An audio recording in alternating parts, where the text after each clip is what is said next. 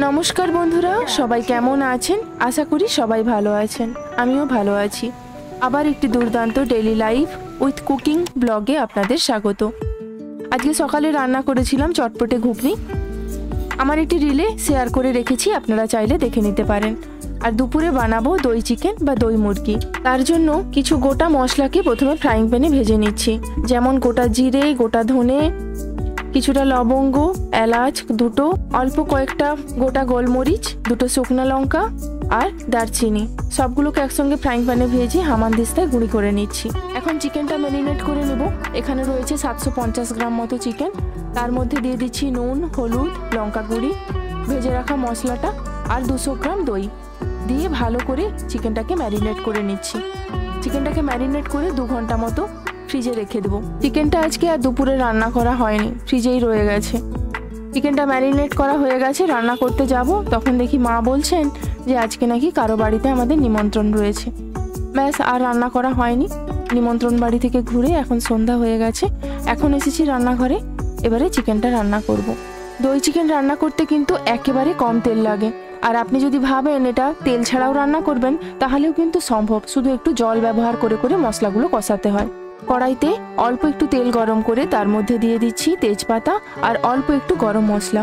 নেড়েচেড়ে পেঁয়াজ কুচিগুলো দিয়ে দিচ্ছি। পেঁয়াজটা দিয়ে অল্প একটু নেড়েচেড়ে দিয়ে দিচ্ছি আদা রসুন বাটা।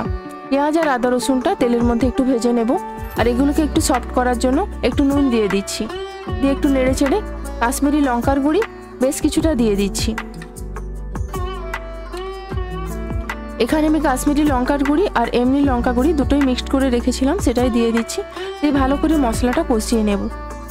আর যেহেতু তেল কম আছে তার জন্য আমি একটু জলও দিয়ে দিচ্ছি, যাতে মশলাটা ভালো করে কষে যায়। যেসব রান্নাগুলোতে একেবারে তেলবিহীন করা হয় কিংবা অল্প তেল ব্যবহার করা হয়, চেষ্টা করা হয় সেই সব রান্নাগুলো একদম অল্প আঁচে ঢাকা দিয়ে দিয়ে রান্না করার। তাহলে সব কিছু খুব সুন্দরভাবে সেদ্ধও হয় আর ভীষণ টেস্টি হয়। এখন মশলাগুলো খুব সুন্দর করে কষানো হয়ে গিয়েছে। এবারে চিকেনটা ঢেলে দিচ্ছি।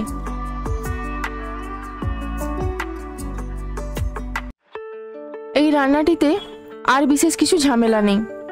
এবারে শুধু চিকেনটাকে মাঝে মাঝে নাড়তে হবে আর একদম অল্প আঁচে ঢাকা দিয়ে দিয়ে করতে হবে। যেহেতু দই মাখানো আছে তার জন্য চিকেনটা থেকে প্রচুর জল বেরোবে। মাঝে মাঝে শুধু ঢাকা খুলে একটু নেড়ে দিতে হবে আর একদম অল্প আঁচে এই রান্নাটিকে করতে হবে।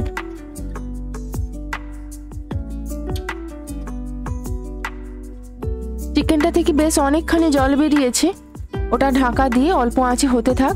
এদিকে আরেকটি ফ্রাইং প্যানে অল্প পরিমাণ তেল দিয়ে, খুবই সামান্য পরিমাণ তেল দিয়ে তার মধ্যে দিয়ে দিচ্ছি কিছুটা রসুন কুচি আর একটা গোটা পেঁয়াজের পাপড়ি আমি আলাদা করে রেখেছিলাম, সেটা দিয়ে দিচ্ছি।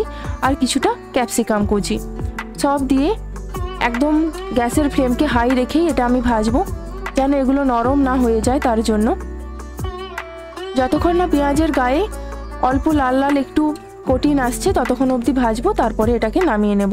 নুন কিন্তু দেব না। এদিকে চিকেনের রান্নাটিতেও চিকেনের জলটা বেশ শুকিয়ে এসেছে। এখন পেঁয়াজ আর ক্যাপসিকাম ভাজাগুলো দিয়ে দিচ্ছি আর দিয়ে দিচ্ছি কয়েকটা চেরা কাঁচা লঙ্কা। সব কিছু দিয়ে একটু নেড়েচেড়ে নিচ্ছি। রান্নাটি প্রায় শেষ পর্যায়ে। এটিতে আর গরম মশলা দেব না, যেহেতু আগেই দিয়ে দিয়েছি। এখন দিয়ে দিচ্ছি বেশ কিছুটা ধনেপাতা। যারা তেল ছাড়া চিকেনের রান্না খেতে চান তাদের জন্য এটা পারফেক্ট রেসিপি, আর স্বাদেও হয় দুর্দান্ত। এখন বন্ধুদের উদ্দেশ্যে কয়েকটি কথা বলে নেব। বন্ধুরা, যদি আমার ভিডিওগুলি আপনাদের ভালো লাগে অবশ্যই আমাকে ফলো করে নেবেন। আর যারা ইউটিউব থেকে দেখছেন অবশ্যই চ্যানেলটিকে সাবস্ক্রাইব করে নেবেন, লাইক কমেন্ট করে পাশে থাকবেন। আপনাদের এই লাইক কমেন্টই কিন্তু আমাকে মোটিভেশন যোগায়। চিকেনটা যে কতটা সুন্দর সেদ্ধ হয়েছিল তা আপনারা ভিডিও দেখেই নিশ্চয়ই বুঝতে পারছেন। হাড়ের গা থেকে মাংসগুলো ছেড়ে ছেড়ে গেছে।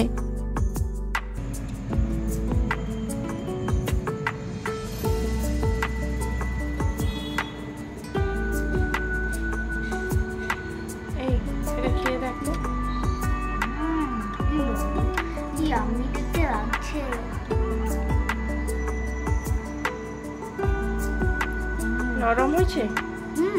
সিরিয়াসলি? হ্যাঁ, সত্যি বেশ নরম হয়েছে। ঝাল লাগছে নাকি তোকে?